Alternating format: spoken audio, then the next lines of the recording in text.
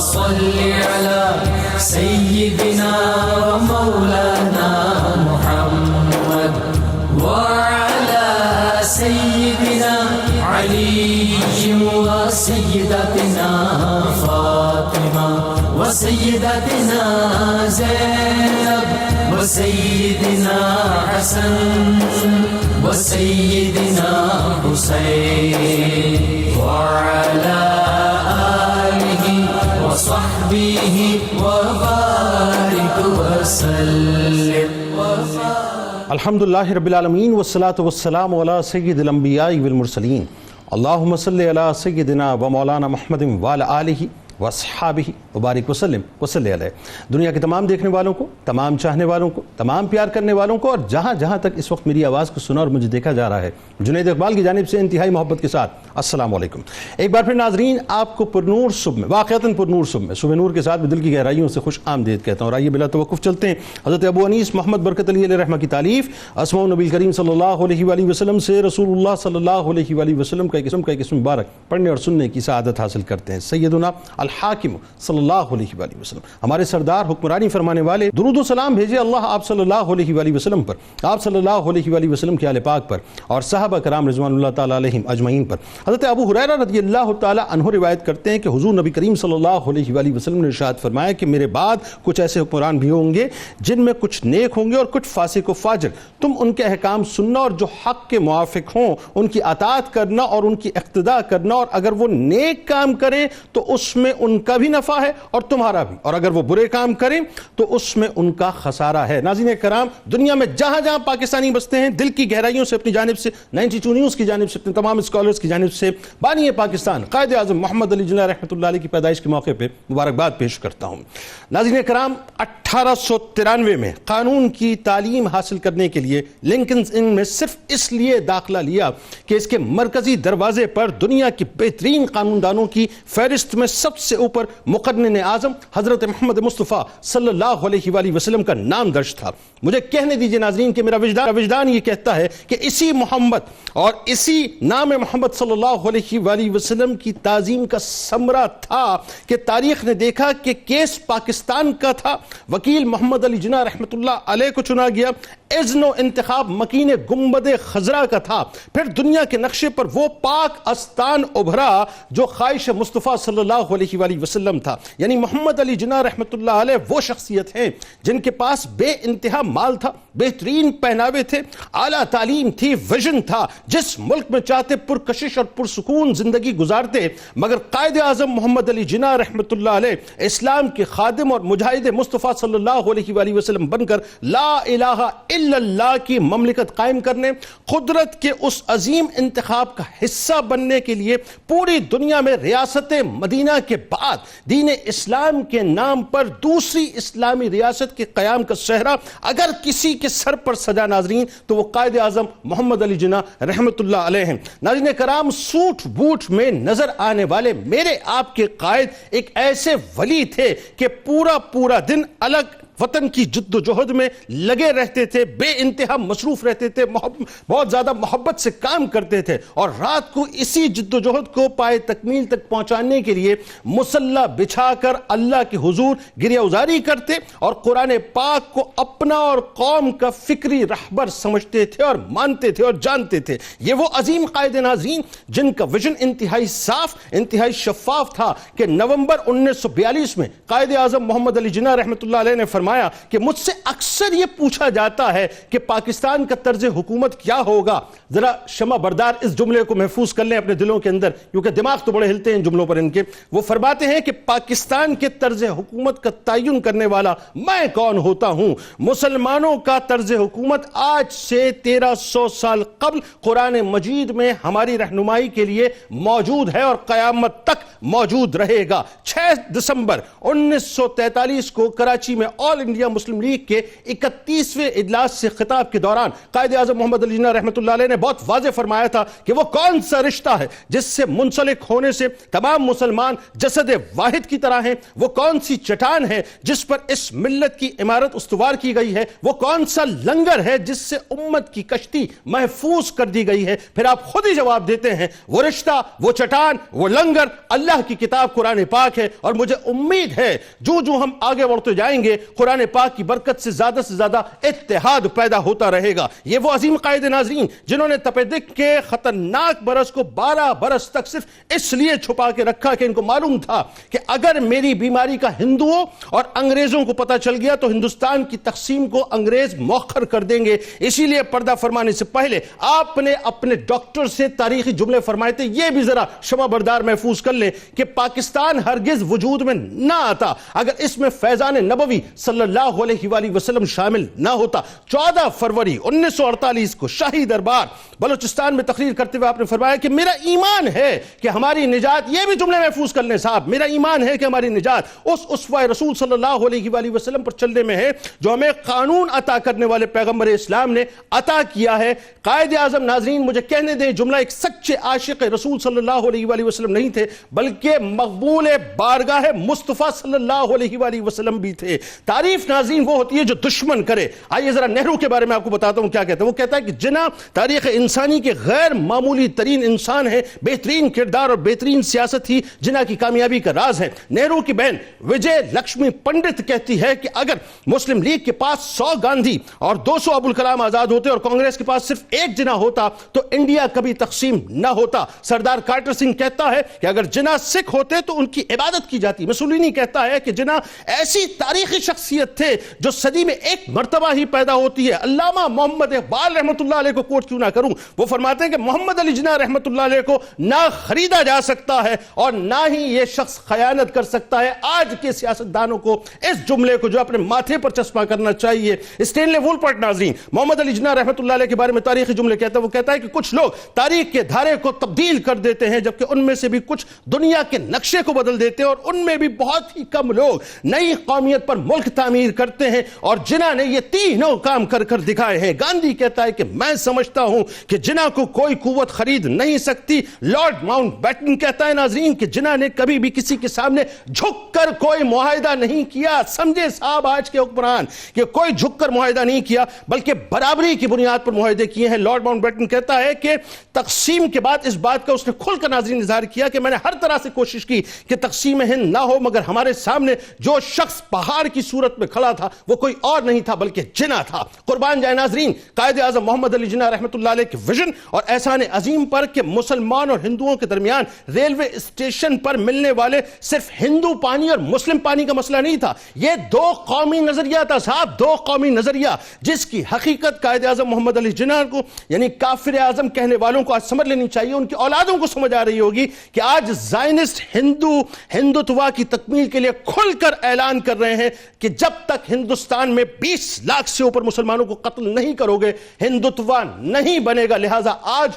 پاکستانی جہاں جہاں بستے ہیں میری ان سے گزارش ہے شکرانہ ادا کیجئے، قائد کا احسان مانیے کہ اس نے ایسا پاکستان عطا کر دیا جس میں آج آپ آزادی کی سانس لے سکتے ہیں۔ مل کے انشاءاللہ اپنے قائد کو خراج تحسین پیش کرتے ہیں۔ ہمارے ساتھ جو شخصیات موجود ہیں وہ یقیناً کسی تعارف کی محتاج۔ پہلی شخصیت اسلامی نظریاتی کونسل کے ممبر ہیں، ممتاز اسکالر جناب ڈاکٹر عمیر محمود صدیقی صاحب موجود ہیں۔ دوسری شخصیت اسسٹنٹ پروفیسر جامعہ کراچی ممتاز اسکالر جناب ڈاکٹر سید محبوب بخاری صاحب ہمارے ساتھ موجود ہیں، اور لاہور سے ممتاز اسکالر جناب ڈاکٹر فرحان علی عباسی صاحب ہمارے ساتھ موجود ہیں۔ تینوں احباب کو السلام علیکم، خوش آمدید۔ اچھا جی، آغاز کرتے ہیں سب سے پہلے ڈاکٹر صاحب آپ سے، اور ظاہر ہے یہ ایک میں سمجھتا ہوں ایک ایسا معاملہ ہے کہ جس پر تھوڑی سی کھل کر گفتگو ہونی چاہیے۔ آج ہمارے یہاں اپنے مطلب کے لیے قائد اعظم کی شخصیت کو ہم نے بانٹ دیا ہے۔ ایک طبقہ یعنی جو سیکولرز ہیں وہ یہ کہتے ہیں کہ وہ ہمارے ہیں، اچھا جی مذہبی طبقہ یہ کلیم کرتا ہے کہ ہمارے ہیں۔ پہلے تو ذرا یہ وضاحت ہونی چاہیے صاحب کہ قائد اعظم محمد علی جناح رحمۃ اللہ علیہ کیا ایک سیکولر شخصیت تھے، ایک مذہبی شخصیت تھے، وہ کون تھے بنیادی طور پہ یہ سمجھ آنا چاہیے، بتائیے۔ بسم اللہ الرحمن الرحیم۔ 25 دسمبر کے موقع پر حضرت قائد اعظم محمد علی جناح رحمۃ اللہ تعالی علیہ کی شخصیت، کردار اور افکار پر بات ہو رہی ہے۔ جس عظیم شخصیت نے اقبال سے یہ درس پڑھا ہو کہ جدا ہو دین سیاست سے تو رہ جاتی ہے چنگیزی، اس شخص کے بارے میں یہ دعویٰ کرنا کہ وہ نعوذ باللہ من ذالک سیکولرزم کا اور ایکسٹریم سیکولرزم کا قائل تھا تو یہ کسی طور پر درست نہیں ہو سکتا۔ ایک بات ہماری نوجوان نسل اپنے قلب و ذہن میں بٹھانے کی کوشش کرے کہ پاکستان ایک اسلامی ریاست ہے. ہمارے کانسٹیٹیوشن میں لکھا ہوا ہے کہ قائد اعظم محمد علی جناح کے ویژن کے مطابق پاکستان کا ریاستی مذہب اسلام ہے. اور قائد اعظم نے اپنا ویژن بتا دیا. اور قائد اعظم نے بھی اپنا ویژن بتایا. دوسری بات یہ کہ ہمارے ہاں جو ابھی حال ہی میں قومی بیانیہ پیغام پاکستان تمام تر مذاہب کے اور تمام تر فرقوں کے علماء نے مل کر اس کو انڈورس کیا اور پاکستان کے تمام ہی سرکردہ اداروں نے اس کو اون کیا ہے، وہ یہی بتاتا ہے کہ قائد اعظم کا ویژن یہی ہے کہ وہ ایک اسلامی فلاحی ریاست چاہتے تھے.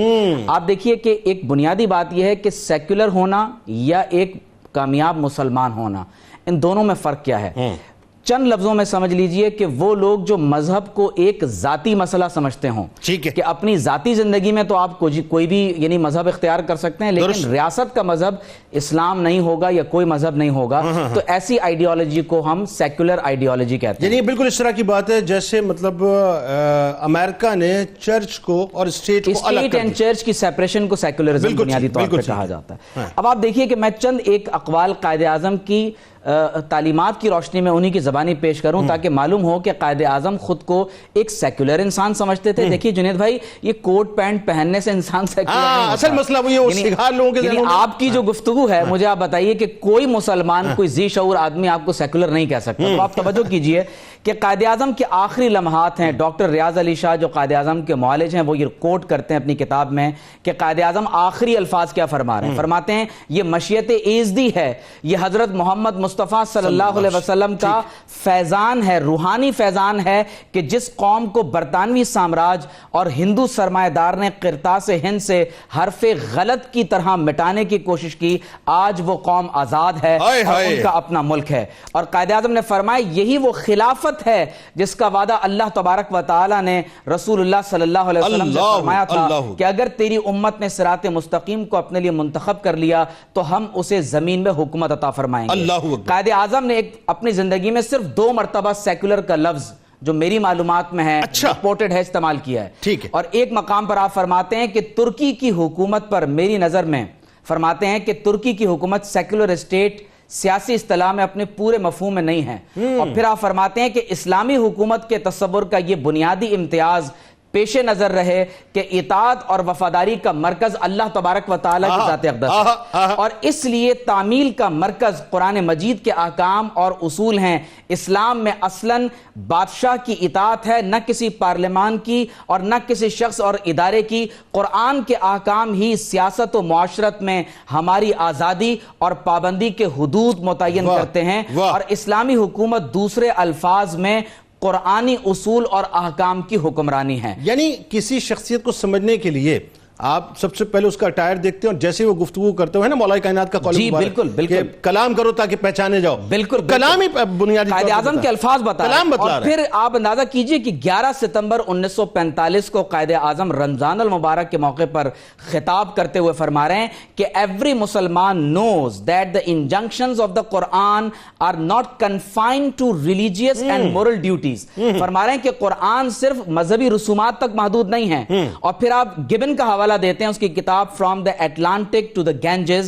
آپ فرماتے ہیں the Quran is acknowledged as the fundamental code not only of theology but civil and criminal jurisprudence and the laws which regulate the actions and the property of mankind governed by the immutable sections of the will of God. آپ اندازہ کیجئے کہ قائد اعظم رحمت اللہ تعالی علیہ نے کس انداز سے اس بات کی وضاحت فرمائی ہے کہ ہمارا دین مکمل طور پر پوری زندگی کا احاطہ کرتا ہے. صرف یہاں پر میں قائد اعظم کا ایک کوٹ دے دوں جس سے واضح ہوتا ہے کہ وہ کیا اپنے کردار کیسے واضح کرتے ہیں. فرماتے ہیں مسلمانوں میں نے دنیا میں بہت کچھ دیکھا ہے، دولت شہرت اور عیش و عشرت کے بہت لطف اٹھائے ہیں.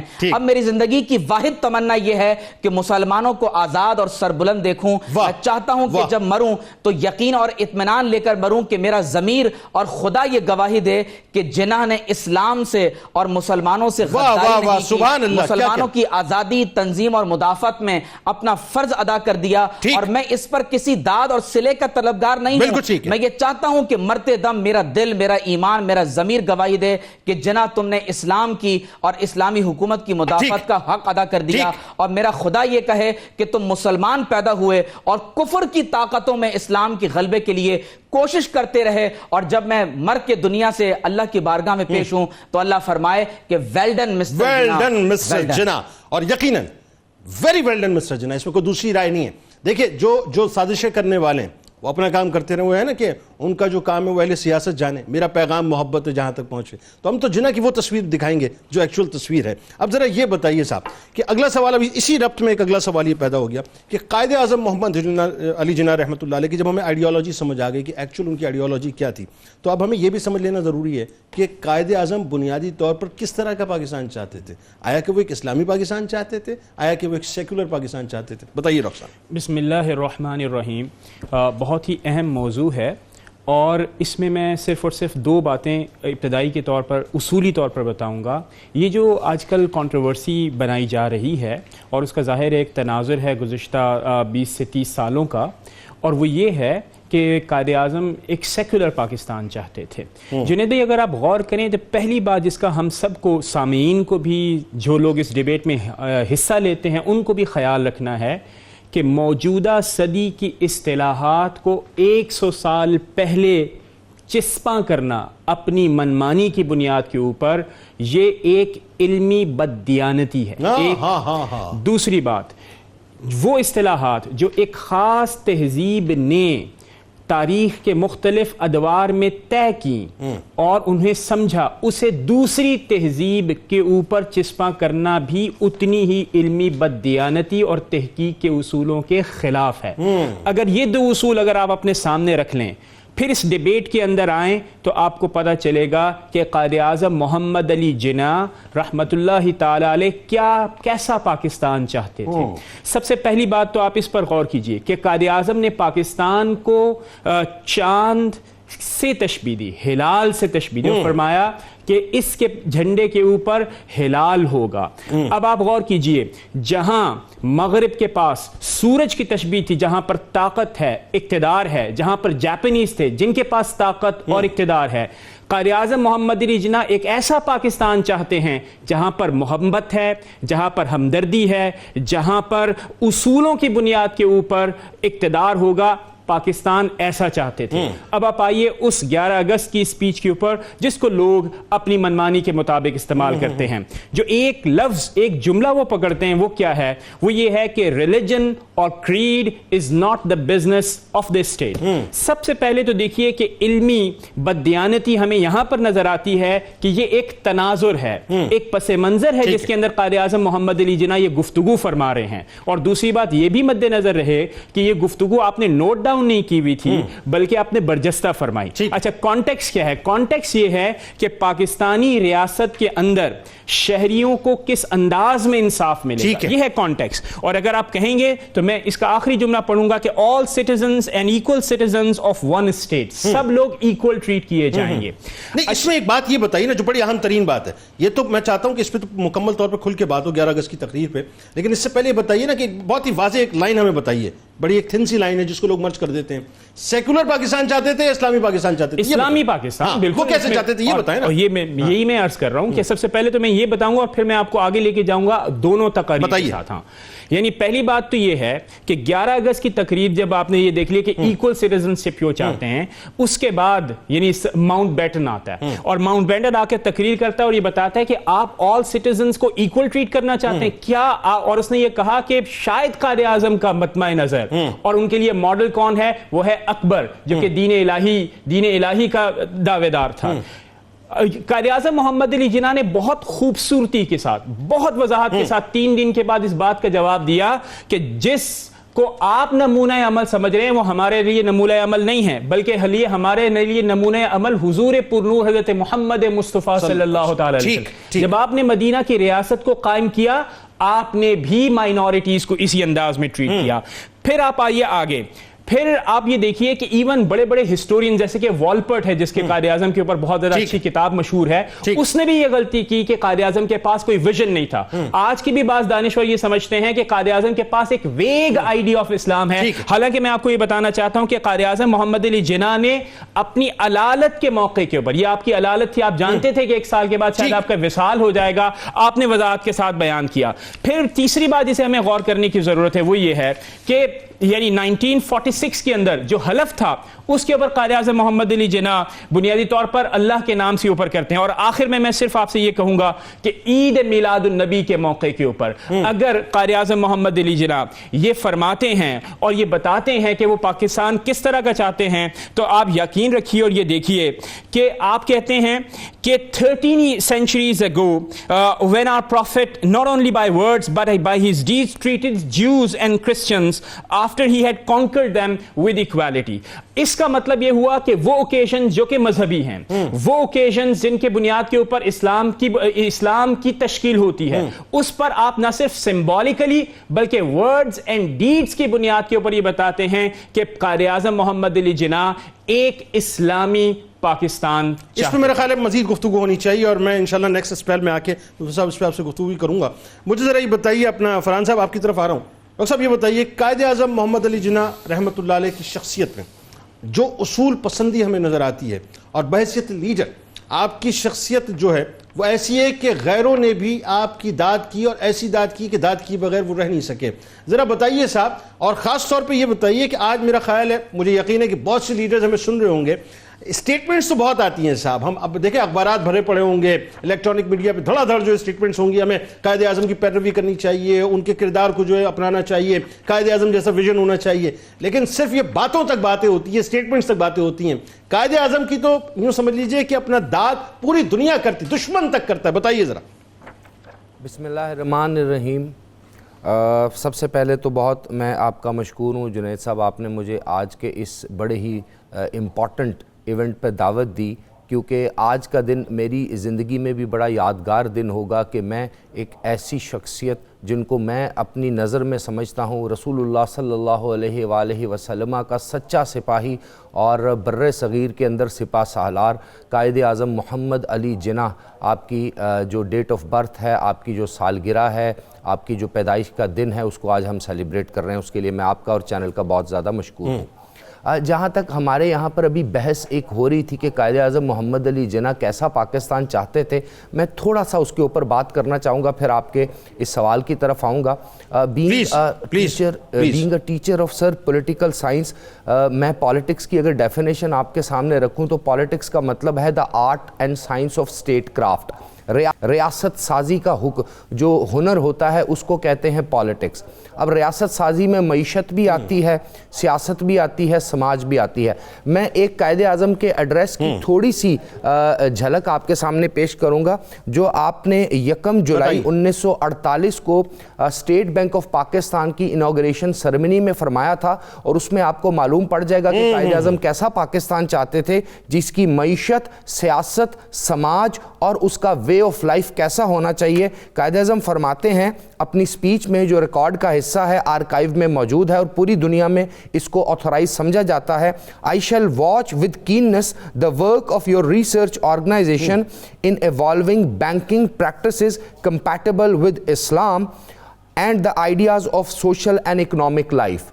कायद आज़म उस वक्त ये फरमा रहे हैं कि मैं ये कीनली बड़ा गौर से ऑब्जर्व करना चाहूँगा कि आप लोग जो अपना एक सिस्टम डेवलप कर रहे हैं जो कंपैटिबल होना चाहिए इस्लामिक इकोनॉमिक सिस्टम के, क्योंकि अगर आप अच्छा इस्लामिक इकोनॉमिक सिस्टम जो है अपनी मईशत में इंट्रोड्यूस कराएंगे, स्टेट बैंक उसको रेगुलेट करेगा, तो एक बेहतरीन समाज पैदा करेंगे, एक बेहतरीन सियासत पैदा करेंगे। और आगे एक और जुमला आप फरमाते हैं, the adoption of western economic theory and practice will not help us in achieving our goal of creating a happy and contented society and people. यानी यहां से सब कुछ वाज़िया हो जाता है, चाहे आप 11 अगस्त का कॉन्स्टिट्यूएंट असेंबली का आपका खिताब उठा के देखें, चाहे आप लिबरल्स की बाकी बातें देखें, कायद आज़म बड़ा डिक्लेयर्ड ये बात रोज़े रोशन की तरह अयां कर देते हैं कि जिस मुल्क की मईशत सूद से पाक होगी, उस मुल्क की सियासत, स्टेट क्राफ्ट और उसके साथ साथ उसका समाज जो है वो बहुत सी जो बुराइयां हैं उससे बच जाएगा, एक्सप्लॉयटेशन से बच जाएगा और महरूमियों से बच जाएगा। और कायद आज़म ने इसको गाइडिंग प्रिंसिपल बनाया है। यानी कायद आज़म यहां पर वाहिद ऐसी एड्रेस और तकरीर है जहां एजर्शन के साथ, जोर के साथ फरमा रहे हैं कि आई विल वॉच कीनली, मैं इसको ऑब्जर्व करता रहूंगा। और आप देख लीजिए ये 1948 ही है जब कायद आज़म मोहम्मद अली जिन्ना इस जहाने फानी से कूच फरमा जाते हैं। اب آتا ہے آپ کا سوال کہ قائد اعظم محمد علی جناح کے بارے میں کہ آپ کی ذات کیسی تھی. میں قدرت اللہ شہاب کی کتاب شہاب نامہ کے اقتباس سے ایک بات کرنا چاہوں گا. قدرت اللہ شہاب اپنی زندگی کا ایک تجربہ لکھتے ہیں. وہ فرماتے ہیں کہ جب میں امپیریل سول سروسز جو کہ بھارت پاکستان بننے سے پہلے ICS ہوا کرتی تھی, اس کا ایک ملازم تھا, ایک آفیسر تھا, تو میں ایک روز قائد اعظم محمد علی جناح کے پاس شام گئے حاضر ہوا اور میں نے فرمایا, میں نے عرض کیا کہ جناح صاحب میں آپ کے پاس بہت امپورٹنٹ انفارمیشن لے کے آیا ہوں, کچھ ایسے نقشے لے کے آیا ہوں, کچھ ایسی ڈیٹیل لے کے آیا ہوں جس میں رد و بدل بھی ہو سکتا ہے اور باقی معاملات بھی ہیں. تو قائد اعظم محمد علی جناح کا وقار, انٹیگریٹی اور لیول آف وہ جو جس کو آپ کہتے ہیں نا سیلف اکاؤنٹیبلٹی, اس کو آپ چیک کیجئے کہ قائد اعظم محمد علی جناح اپنی کرسی پر ہی بیٹھے رہے اور سب سے پہلے پوچھا قدرت اللہ شہاب کیا تم نے اپنی نوکری سے ریزائن کر دیا ہے, بیکاز ابھی تو تم انگریز کے ملازم ہو, تو کیا تم ان کے ساتھ ہو یا پاکستان بننے والے پاکستان کے ساتھ ہو. تو قدرت اللہ شہاب یہ کہتے ہیں کہ میں نے اپنی زندگی میں اصولوں کا اتنا محکم اور اصول پسند یعنی مین آف پرنسپل نہیں دیکھا کہ جو اس اپرچونٹی کے لیے بھی اصول ہی وضع کر رہا ہے جس اپرچونٹی میں فائدہ یا نقصان دنیاوی حیثیت میں دیکھا جاتا ہے. اسی طرح اگر قائد اعظم محمد علی جناح کے بارے میں ایک بہت بڑے جو برٹش جرنلسٹ ہیں ان کا ایک اقتباس دیکھا جائے, ان کی ایک کوٹیشن دیکھی جائے, تو انہوں نے اپنی بک میں لکھا تھا کہ I found only one person in the annals of history of subcontinent who is جس کو کہتے ہیں پرچیزیبل, اینڈ دیٹ واز محمد علی جناح. یعنی جس شخص کی قیمت نہیں لگ سکتی تھی, اگر بر صغیر کی تاریخ میں لکھوں, وہ ہسٹورین یہ کہتا ہے تو مجھے صرف ایک شخص ملتا ہے جس کی کوئی قیمت نہیں, جو انمول تھا, he was man of principle Muhammad Ali Jinnah. پورے جملے کا آدھا جملہ ہے جو آپ فرما رہے ہیں. جی جی بالکل ایسا ہی اس کا آدھا جملہ. ایک اور بہت بڑے ہسٹورین ہیں, انہوں نے قائد اعظم محمد علی جناح کے بارے میں لکھا. انہوں نے کہا کہ there are three kinds of personalities, دنیا میں 3 بڑی پرسنالٹیز پیدا ہوا کرتی ہیں.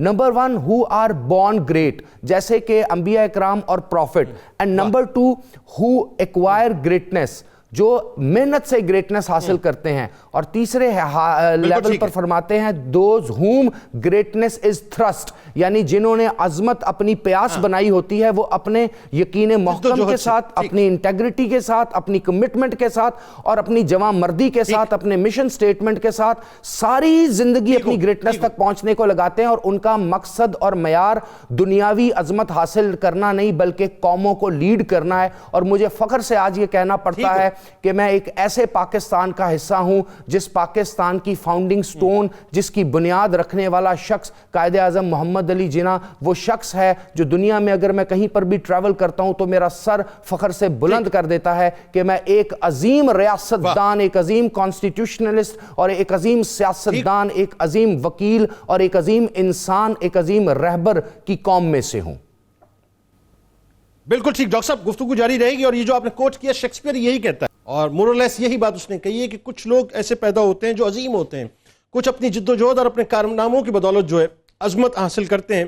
اب بلا شبہ قائد اعظم محمد علی جناح رحمۃ اللہ علیہ نے ہمارے نزدیک بلکہ دنیا کے نزدیک, دنیا کے سامنے بات واضح کر دی ہے کہ اپنے کارناموں اور جد و جہد کی بدولت ہی عظمت حاصل کی ہے. ہمارے ساتھ رہیے ناظرین. لوٹ کے جب واپس آئیں گے تو 11 اگست 1947 کی تقریر جو ہے اس کو اٹھا کے سیکولر صاحب اپنے بڑے موٹیوز کی بات کرتے ہیں نا, اور اپنے پیراہن بڑے بتلاتے ہیں کہ صاحب یہ تو قائد اعظم تو سوٹ بوٹ میں تھے, سگار پیتے تھے, وہ تو پائپ پیتے تھے, وہ تو جی سیکولر تھے. آج آپ کو بتلائیں گے 11 اگست 1947 کی تقریر ہے کیا, اور کچھ تشنگی اس حوالے سے بھی مزید بات کریں گے کہ کیسا پاکستان وہ چاہتے تھے. لیکن ایک جملہ جو قدرت اللہ شہاب کے حوالے سے ڈاکٹر صاحب نے فرمایا, ایک واقعہ ناظرین میں بھی آپ کو بتلاؤں گا, بڑا بھیانک ترین واقعہ ہے جس کی ریلیونسی اس وقت جو میں پروگرام کر رہا ہوں ناظرین اس وقت بھی ہے. میرے ساتھ رہیے گا. درود پاک سرکار علیہ السلام کی بارگاہ میں. اللهم صل على سيدنا ومولانا محمد وعلى سيدنا علي وسيدتنا فاطمة وسيدتنا زينب وسيدنا حسن وسيدنا حسين وعلى وصحبه وبارك وسلم وبارك.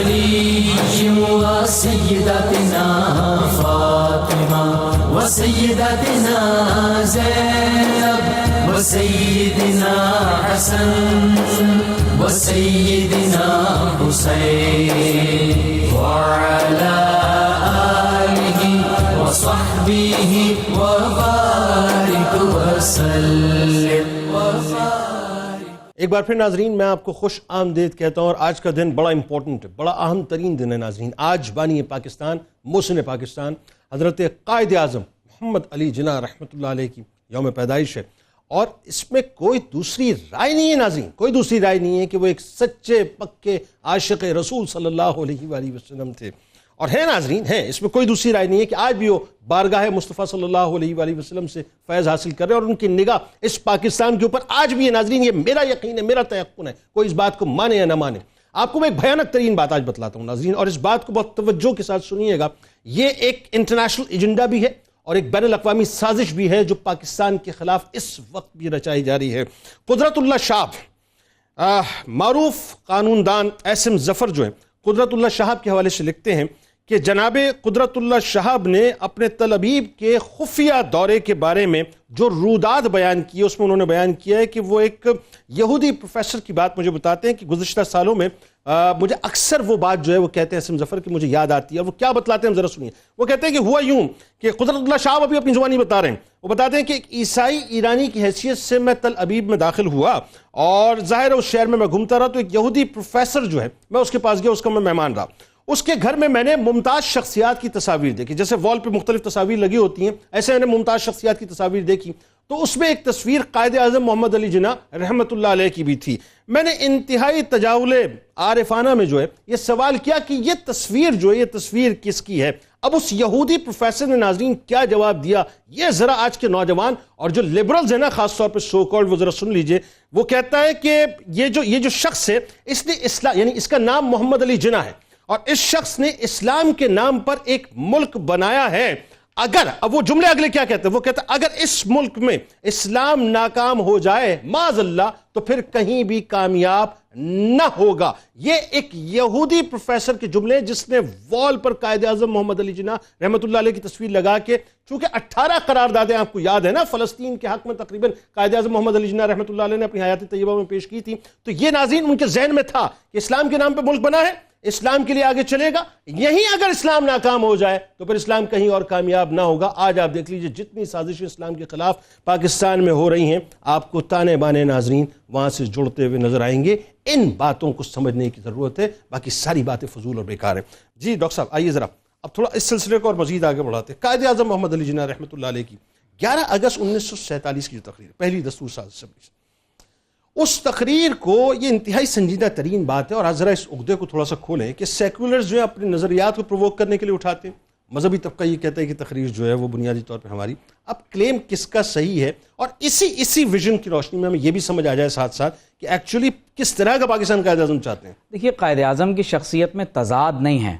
جب 11 اگست 1947 کو پاکستان کی قانون ساز اسمبلی سے خطاب کرتے ہوئے وہ صدارتی خطبے میں فرما رہے ہیں کہ you are free, you are free to go to your temples, you are free to go to your mosques or to any other place of worship in this state of Pakistan. You may belong to any caste, creed or you may belong to any religion or caste or creed that has nothing to do with the business of the state. اب اس جملے کو کہا جاتا ہے کہ دیکھیں قائد اعظم نے کہا کہ تم جس مذہب سے بھی تعلق رکھتے ہو اس کا ریاست سے کوئی تعلق نہیں۔ تو قابل توجہ بات یہ ہے کہ قائد اعظم کے یہ جملے میثاق مدینہ سے مستفاد ہیں، یہ ہے اصل بات، جہاں پر رسول اللہ صلی اللہ علیہ وسلم یہ ارشاد فرما رہے ہیں کہ لِلْيَهُودِ دِينُهُمْ وَلِلْمُسْلِمِينَ دِينُهُمْ، یہودیوں کے لیے یہودیوں کا دین ہے اور مسلمانوں کے لیے مسلمانوں کا دین ہے۔ پھر آپ دیکھیے کہ قائد اعظم رحمۃ اللہ علیہ نے جو 14 اگست 1947 کو پاکستان کی قانون ساز اسمبلی سے ایک اور خطاب فرمایا، تو اس میں قائد اعظم فرماتے ہیں کہ 1300 برس پہلے کی بات ہے کہ جب ہمارے رسول صلی اللہ علیہ وسلم نے ہمیں محبت اور برداشت کا درس اس طور پر دیا ہے کہ ہم غیر مسلم اقلیتوں سے اس سے زیادہ بہتر سلوک کریں گے جو آج دنیا میں ہمیں بتایا جا رہا ہے۔ اور پھر قائد اعظم رحمۃ اللہ علیہ نے خود اپنے خطاب میں 1948 میں جب آپ نے امریکہ کے لوگوں سے نشر خطبہ فرمایا تو آپ فرماتے ہیں کہ پاکستان کی قانون ساز اسمبلی نے پاکستان کے آئین کو ابھی فریم کرنا ہے، لیکن فرماتے ہیں کہ وہ جو کچھ بھی ہوگا، فرماتے میرا عقیدہ یہ ہے کہ وہ ان جمہوری اصولوں پر ہوگا جو قائد اعظم رحمۃ اللہ علیہ کے الفاظ ہیں جو اسلام نے ہمیں عطا فرمائے. اور پھر فرماتے ہیں بنیادی طور پر پاکستان اس ٹریک پہ چلے گا. جی اس ٹریک پر چلے گا. فرماتے ہیں کہ today they are as applicable in actual life as they were 1300 years ago. تو قائد اعظم نے فرمایا کہ جیسے 1300 سال قبل حضور علیہ الصلوۃ والسلام کے بیان کردہ اصول قابل عمل تھے، آج بھی ایسے ہی ہے. قائد اعظم نے 1947 24 اگست کو واشگاف الفاظ میں فرمایا ہے کہ so that before long it can justify its position as the largest Islamic state in the world. یہ قائد اعظم کے الفاظ ہیں جس میں قائد اعظم نے پاکستان کے لیے اسلامک اسٹیٹ کا لفظ استعمال فرمایا. پھر قائد اعظم نے 1945 کو مسلم اسٹوڈنٹس فیڈریشن سے خطاب کرتے ہوئے ارشاد فرمایا ہے کہ Pakistan not only means freedom and independence.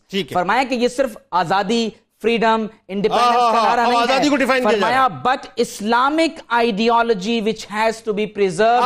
فرمایا یہ آزادی وہ نظریہ اسلام ہے جس کی تمہیں حفاظت کرنی ہے. یعنی اگر میں صرف ان جملوں کو روک کے میرا جسم میری مرضی، مادر پدر آزادی، یا سب کچھ فنا ہو گیا نا، ختم ہو گیا، تباہ کر دیا آپ نے، مطلب زمین بوس کر دیا اس پوری سب زمین بوس کر دیا. یعنی جو آزادی ہوگی وہ اس فریم میں ہوگی جو کہ اسلام نے دی ہے. اور یہ قائد اعظم کے الفاظ ہیں. اور پھر قائد اعظم اچھا، ہم تو پھر اس کا مطلب یہ ہم تو کچھ اور نہیں کہتے نا، ہم کہتے ہیں کہ چھوڑیے جی اسلامی نظام کو چھوڑیں، ساری چیزوں ایک کام کریں، وہ نظام نافذ کر لیں جو قائد اعظم نے کہا ہے. اور جنید بھائی یہ بہت امپورٹنٹ چیز میں آپ کو بتاؤں کہ ہمارے ہاں جتنے بڑے عہدے ہیں حکومت پاکستان میں، آپ اگر آئین پاکستان کے آخر میں ہمارا حلف نامہ اٹھا کر دیکھیں تو اس میں لکھا ہے کہ میں نظریہ پاکستان، نظریہ اسلام کی حفاظت کروں گا. یہ قائد اعظم کے ورڈز ہیں. اور پھر قائد اعظم کیا فرماتے ہیں؟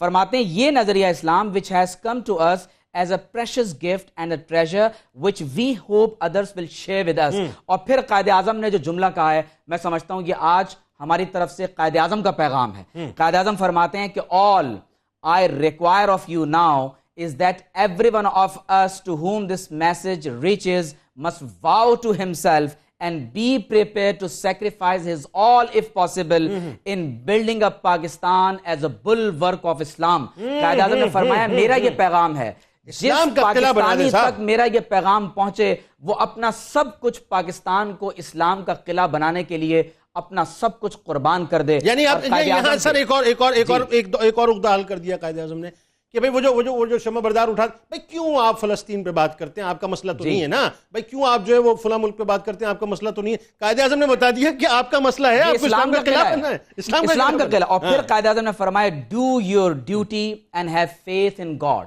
ٹھیک، اپنا فرض ادا کرو، اللہ پر ایمان رکھو. There is no power on earth that can undo Pakistan. دنیا کی کوئی طاقت پاکستان کو انڈو نہیں کر سکتی. It has come to stay. فرمایا اللہ نے پاکستان تمہیں دیا اس لیے ہے کہ یہ قیامت تک آباد رہے گا. پاکستان قیامت تک آباد رہے گا. جو لوگ اس کو مٹانے کا ارادہ رکھتے ہیں وہ تو مٹ جائیں گے، وہ تو فنا ہو جائیں گے، لیکن پاکستان قائم رہے گا. واصف علیہ الرحمن نے فرمایا تھا کہ پاکستان نور ہے اور نور کو زوال نہیں ہے. پاکستان اللہ کے رازوں میں سے ایک راز ہے، اللہ تعالیٰ کا تحفہ ہے جو اس نے عطا فرمایا. جنید بھائی لوگ اس دنیا میں اپنا گھر نہیں بنا پاتے، قائد اعظم نے پاکستان کی صورت میں ایک ایسا گھر عطا فرمایا کہ میانمار کے مسلمانوں کو دیکھیں، آج آپ فلسطین اور کشمیر کے لوگوں کو دیکھیں، ہمیں سر چھپانے کے لیے ایک جگہ ہے. ہم اس وقت پاکستان میں سایہ خدائے ذوالجلال میں. الحمدللہ. ڈاکٹر صاحب اب ذرا اب قائد اعظم کو وہ پہلو کہ جس میں علامہ اقبال رحمۃ اللہ علیہ کی آپ سے ایک بڑی والہانہ محبت ہے، پھر علامہ اقبال ظاہر ہے ان کے فرامین کی فالوئنگ قائد اعظم کی طرف سے نظر آتی ہے، پھر اس وقت کے جید علماء اور مشائخ سے جو آپ کا تعلق تھا اور ان کی نظریں خاص طور پہ قائد اعظم محمد علی جناح رحمۃ اللہ علیہ پہ، یعنی پیر جماعت علی شاہ صاحب علیہ رحمہ کو اٹھا لیں، پیر عثمان کی شریف علیہ رحمہ، یعنی آپ دیکھیے ایک کثیر تعداد آپ کو نظر آتی ہے. اور پھر حضرت موہانی رحمۃ اللہ علیہ کی جو خاص نظر، بتائیے ذرا. بسم اللہ الرحمن الرحیم. یہ جو مصرع ہے بڑی مشکل سے ہوتا ہے چمن میں دیدور پیدا. اقبال یہاں پر قائد اعظم مراد لے رہے ہیں اور اس کے اوپر تمام لوگوں کا اتفاق ہے. دیکھیے بنیادی طور پہ جو بات میں کہنا چاہ رہا ہوں جنید بھائی وہ یہ ہے کہ اگر آپ غور و خوض کریں کہ مسلمانوں میں مین آف آئیڈیاز جیسا کہ اقبال ہیں اور مین آف ایکشن جیسا کہ علامہ محمد اقبال ہے، ان کے کمبینیشن سے مسلمانوں نے قائد اعظم محمد علی جناح میں صلاح الدین ایوبی دیکھ رہے ہیں، جنہوں نے مسلمانوں کے کرائسس کے ٹائم کے اندر جب مسلمانوں کی کوئی نہیں سن رہا تھا اس وقت ایک علیحدہ ملک بنایا. درست. اب قائد اعظم محمد علی جناح نے 1937 میں اور 1936 اور 37 کے درمیان کم و بیش کوئی 8 لیٹرز ہیں یہ جو کہ آپ نے آپس میں لکھے اور جس کی بنیاد کے اوپر قائد اعظم محمد علی جناح کو تیار کیا کہ وہ آپ مسلمانوں کی قیادت فرمائیں گے. درست. اب آپ وہ دیکھیے کہ وہ لیٹر میں کیا ہے. وہ کہتے ہیں کہ you are the only Muslim in India today to whom the community has a right to look up for the safe guidance through the storm which is coming in India. یعنی مسلمانوں کے پاس صرف اور صرف ایک ہی موقع اور شخصیت ہے کہ قیادت کے لیے اگر وہ کہیں جا سکتی ہیں تو وہ قائد اعظم محمد علی جناح کی طرف جا سکتی ہیں. بالکل. پھر آپ غور کیجئے قائد اعظم محمد علی جناح نے اس خط کا اور تمام خطوط کا جواب کس انداز میں دیا. آپ نے یہ دیا کہ قائد اعظم محمد علی جناح علامہ محمد اقبال کے بارے میں فرماتے ہیں, ان کی رائے کے بارے میں فرماتے ہیں کہ his views were substantially in consonance with my own and had finally led me to the same conclusion. مطلب کیا ہوا کہ جو اقبال کا نظریہ اسلام ہے, آج دیکھیے جو سیکولر ہے وہ کیا کہتے ہیں کہ اقبال کو جوڑتے ہیں سر سید کی تعلیمات کے ساتھ. یہاں پر قائد اعظم اپنے ہی الفاظ میں علامہ محمد اقبال کو خراج تحسین پیش کرتے ہیں. کس انداز میں؟ آپ فرماتے ہیں کہ میں نہ صرف ان کی رائے سے اتفاق کرتا ہوں بلکہ گریجولی تجربات کی روشنی میں انہی تمام نتائج کے اوپر آیا ہوں جو کہ علامہ محمد اقبال. اچھا مشائخ اور علماء کا بتائیں. جی میں اس کے بعد میں آپ کو ایک بات بتاؤں گا کہ قائد اعظم محمد علی جناح رحمۃ اللہ تعالی علامہ محمد اقبال کے اس ویژن کے مطابق اسلام اور پاکستان کو بنانا چاہتے ہیں جو کہ علامہ محمد اقبال نے سوچا تھا. اب آپ آئیے علماء کرام اور مشائخ کے حوالے سے. ان کی بھی والہانہ عقیدت تھی جیسے کہ پیر عثمان مانکی شریف کا آپ نے ذکر کیا. اسی طرح فرض کریں کہ آپ جو ہے آپ نے ذکر کیا پیر سید جماعت علی شاہ صاحب کا. ان حضرات اور ان صوفیاء نے جو پیٹرنیج فراہم کیا اور جو مومنٹم پاکستان کی موومنٹ کے اندر جنریٹ کیا لوگوں کی رائے کو ہموار کرتے ہوئے اور سپورٹ کرتے ہوئے, وہ بھی تاریخ کے اندر اپنی مثال آپ ہے. نہیں کمال بات یہ پیر جماعت علی شاہ صاحب علیہ رحمہ 100 سال سے اوپر آپ کی عمر تقریباً تھی اور دیکھیں 10 لاکھ کے قریب مرید تھے. آپ نے سارے مرید دے دیے, بلکہ آپ نے ببانگ دول فرمایا تھا کہ جو جناح کو کافر اعظم کہا گیا تھا نا اس وقت, آج ان کی اولادیں دیکھ رہی ہیں کافر اعظم جس کو کہا تھا. اچھا جی, تو آپ نے فرمایا تھا کہ جناح جو ہے وہ اللہ کا ولی ہے. بالکل. اور لوگوں نے پوچھا کہ آپ اس آدمی کو سپورٹ کرتے ہیں جو پینٹ کوٹ کے اندر موجود ہے, سکھایا. فرمایا تم کیا جانو, یہ اللہ کا ولی ہے, یہ ہمارا کام کر رہا ہے بنیادی طور پہ. اور وہ جملے وہ دیکھیں ڈاکٹر صاحب وہ کیسی تاریخی بات ہے. پیر آف مانکی شریف سے جب آپ ملنے کے لیے گئے تو پیر جماعت علی شاہ صاحب علیہ رحمہ نے 3000 روپے اور سونے کا تمغہ بھیجا تھا. جناح نے جب وہ وصول کیا اعزاز کے ساتھ فرمایا اب مجھے لگتا ہے کہ میں جیت گیا. بالکل صحیح. اور اچھا یہ دیکھیے علماء کرام و مشائخ کی جگہ بات اپنی جگہ جس کی طرف آپ نے اشارہ کیا, میں یہ کہتا ہوں وہ لوگ جو کہ قائد اعظم کے ساتھ تھے وہ انہیں گریٹ موسس کے نام سے یاد کرتے ہیں. وہی لوگ جو کہ بظاہر آپ کو یعنی پینٹ اور پتلون کے اندر نظر آتے ہیں وہ آپ کو ولی اللہ کہتے ہیں. اور پھر آخر میں جو خراج تحسین علامہ محمد اقبال کو قائد اعظم محمد علی جناح پیش کرتے ہیں. اور میں اس لیے بنیادی طور پہ یہ بات کہہ رہا ہوں کہ سیکولرسٹ بنیادی طور پہ اپنا کیس ہی بلڈ کرتے ہیں سر سید احمد خان کے اوپر, حالانکہ ببانگ دہل اس بات کا اعتراف ہونا چاہیے کہ علامہ محمد آپ فرماتے ہیں کہ یعنی ہمیں اپنے خراج تحسین he was the national poet Iqbal and I pay my homage on this day which is being celebrated in commemoration of the great poet, sage, philosopher, thinker and I pray to God Almighty that his soul may rest in eternal peace. Amin. مطلب کیا ہوا کہ قائد اعظم شاعر بھی ہیں ہمارے اس پاکستان کے, اس کے ساتھ ساتھ حکیم اور فلاسفر بھی ہیں. اور میں علامہ اقبال شاعر بھی ہیں. علامہ اقبال کے بارے میں پھر فرماتے ہیں though he is not amongst us, his verse immortal as it is always there to guide us and inspire us. He was a true and faithful follower of the holy prophet Muhammad sallallahu ta'ala alayhi wasallam, a first Muslim, last Muslim. He was the interpreter and the voice of Islam. یعنی اقبال کی اندر آپ دیکھتے ہیں کہ پاکستان کی جھلک ٹھیک. بالکل صحیح, بالکل صحیح. تو یہ قائد اعظم اور علامہ محمد اقبال اور پھر علامہ محمد اقبال اور علماء کرام کا آپس میں جو ربط ہے اس کے تناظر میں قائد اعظم محمد علی جناح اور آپ کے بیانات یعنی اس ربط کا معاملہ یہ کہ اس کی انتہا یہ تھی. پھر مجھے پیر جماعت علی شاہ صاحب علیہ رحمہ یاد آ گئے کہ اس کی انتہا یہ تھی کہ آپ نے فرمایا تھا کہ جو مسلم لیگ کو ووٹ نہیں دے گا, کیونکہ آپ بالکل ٹرننگ پوائنٹ آ گیا تھا نا. ایکچولی مسئلہ کیا ہے, سن 1933 سے پہلے کے قائد اعظم کو لوگ پینٹ کرتے ہیں, سن 1933 کے بعد کے قائد اعظم کو پینٹ نہیں کرتے. وہ بھی تو بتائیے نا, وہ بھی ہمارے قائد اعظم ہیں. اور دیکھیں انہوں نے فرمایا تھا کہ مسلم لیگ کو جو ووٹ نہیں دے گا وہ ہمارے قبرستانوں میں دفن نہیں ہوگا.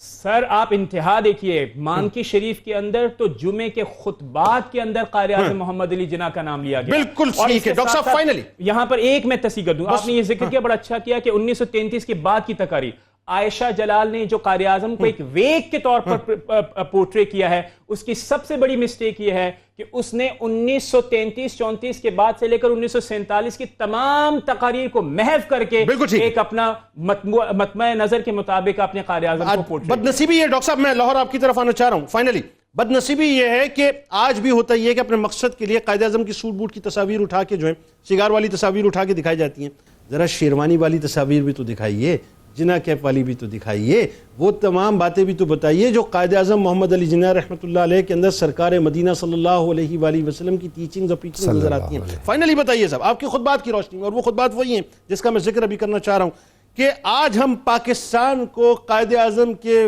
ویژن کے تحت اللہ کرے کہ لے کے چلیں، کیسے لے کے چل سکتے ہیں؟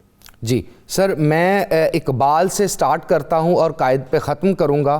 اقبال فرماتے ہیں سبق پھر پڑھ صداقت کا، عدالت کا، شجاعت کا، لیا جائے گا تجھ سے کام دنیا کی امامت کا۔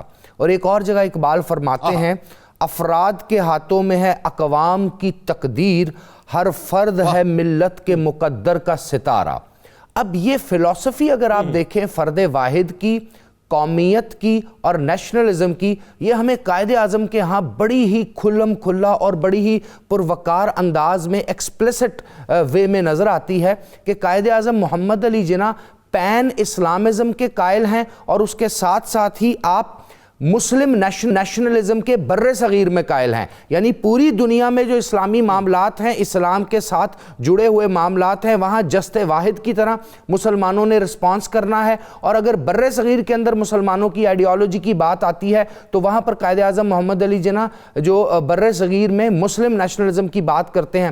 آپ نے 1940s کے بعد فرمایا جب گاندھی اور نہرو نے آپ کے ساتھ ڈیبیٹ کی کہ کیوں نہ کچھ ایسا فارمولا بھی طے کر لیا جائے کہ جس میں آپ کی جو مائنورٹی ہے اس کو بھی ایڈجسٹ کیا جائے، تو قائد اعظم محمد علی جناح فرماتے ہیں by any definition of a nation we are a nation, we have a separate identity, history, civilization and ideals and the guiding principles of Islam۔ یعنی آپ نے فرما دیا کہ ہماری تاریخ، ہماری سیولائزیشن، ہمارے آئیڈیلز، ہمارے گائیڈنگ پرنسپلز، ہمارا قرآن اور ہماری میشل راہ جو نبی پاک صلی اللہ علیہ وآلہ وسلم کی سنت مبارکہ ہے وہ ہمارے پاس ہے۔ تو آل ڈیفینیشن آف اے نیشن، ہم ایک الگ نیشن ہے۔ تو آج کی نوجوان نسل کو، آج کے پاکستان کو یہ سمجھنا ہے کہ کلچرل آپ آپس میں ایک دوسرے کے ساتھ ایکسچینج کر سکتے ہیں، آپ ماڈرنائزیشن سیکھ سکتے ہیں، آپ اعلیٰ تعلیم حاصل کر سکتے ہیں، لیکن اپنی آئیڈینٹی اور اپنا تعلق جو ہمارے آباء کے ساتھ جڑا ہوا ہے، جو نسبت نبی اکرم صلی اللہ علیہ وآلہ وسلم خاتم النبیین کے ساتھ ہماری جڑی ہوئی ہے، جو عرب کے معاشرے اور عرب کی تہذیب کے ساتھ جڑی ہوئی ہے، جو تاریخ ہماری سلطان صلاح الدین ایوبی کے ساتھ جڑی ہوئی ہے، جو تاریخ ہماری حضرت عمر فاروق رضی اللہ تعالی عنہ کے ساتھ جڑی ہوئی ہے، جو تاریخ ہماری حضرت علی کرم اللہ وجہ الکریم کے ساتھ جڑی ہوئی ہے، وہ ہے ہمارے آئیڈیلز، وہ ہے ہماری آئیڈینٹی، وہ ہے ہمارا اوریجن۔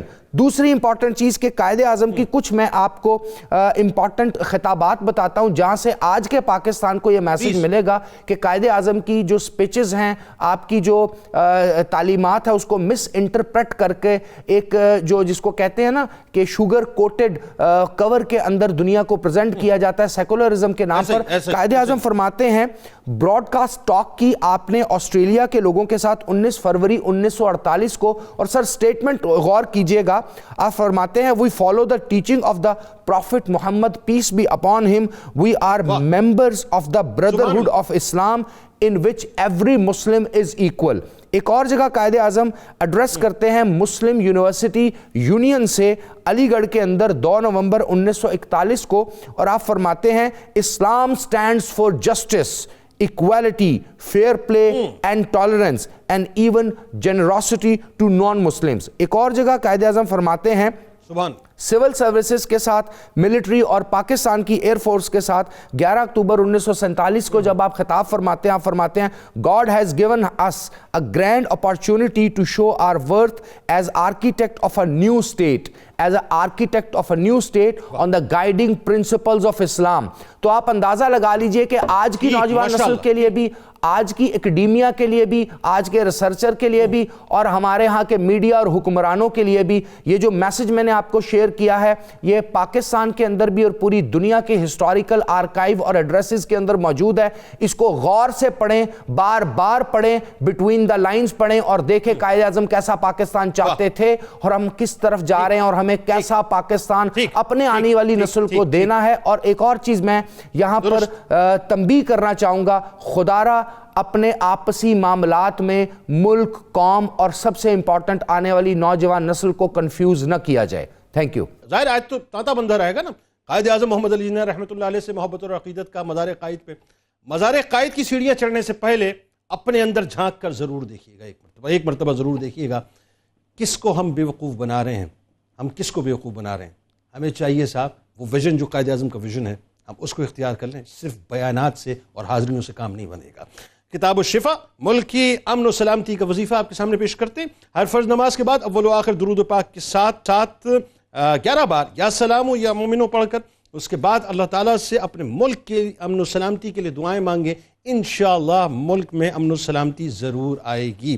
پاکستان قائد اعظم محمد علی جناح رحمۃ اللہ علیہ کا بڑا کمال قول مبارک ہے. فرماتے ہیں کہ اسلام ایک مکمل ضابطہ حیات ہے. سیکولرز کی نظر کر رہا ہوں. اسلام ایک مکمل ضابطہ حیات ہے اور یہ ضابطہ حیات عزت و احترام, دیانت, حسن عمل اور عدل و انصاف کے بلند ترین اصولوں پر مبنی ہے. روزنامہ 92 نیوز میں آج مضمون ضرور پڑھیے گا. بانی پاکستان قائد اعظم محمد علی جناح رحمۃ اللہ علیہ کے حوالے سے ٹویٹر پر ہمیں فالو کیجیے, فیس بک پیج کو لائک کیجیے, یوٹیوب چینل کو سبسکرائب کر کے بیل آئیکن کو ضرور کلک کیجیے گا. آپ وہاں موجود ہیں, ہم یہاں موجود ہیں, مل کے انشاءاللہ نعرہ لگائیں گے. اس دعا, اس امید, اس یقین کے ساتھ اجازت دیجیے. لا یؤمن احدکم حتی اکون احب الیہ من والدہ وولدہ والناس اجمعین. اللہ تعالیٰ آپ کا, ہمارا, ہم سب کا, پاکستان کا اور امت مسلمہ کا حامی و ناصر ہو. ایسا نعرہ ہو صاحب کہ جو لوگ کافر اعظم کہتے تھے نا قائد اعظم کو, آج ان کو پتہ لگے کہ پاکستان کتنی بڑی اللہ کی نعمت ہے. پاکستان کا مطلب کیا؟ لا الہ الا اللہ محمد رسول اللہ صلی اللہ علیہ وآلہ وسلم. اللهم صل على سيدنا ومولانا محمد وعلى سيدنا علي وسيدتنا فاطمة وسيدتنا زينب وسيدنا حسن وسيدنا حسين وعلى آله وصحبه وبارك وسلم.